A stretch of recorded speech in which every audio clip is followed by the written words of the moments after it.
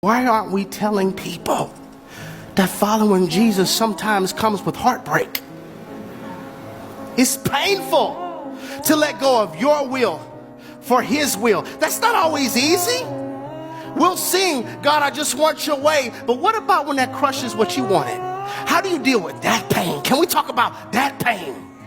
Or what about this? How about the pain of accepting what you didn't want?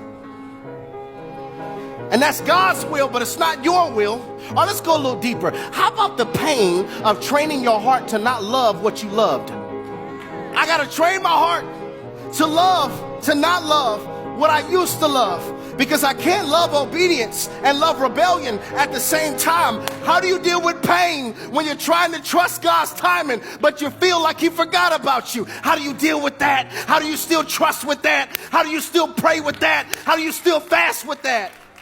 And if we don't talk about this, when it gets hard, we quit. When it gets hard, we fold. When it gets hard, we walk away. When it gets hard, we doubt Jesus. When it gets hard, we doubt the gospel. And I want to teach us today how to steward pain. Because pain is the midwife of purpose.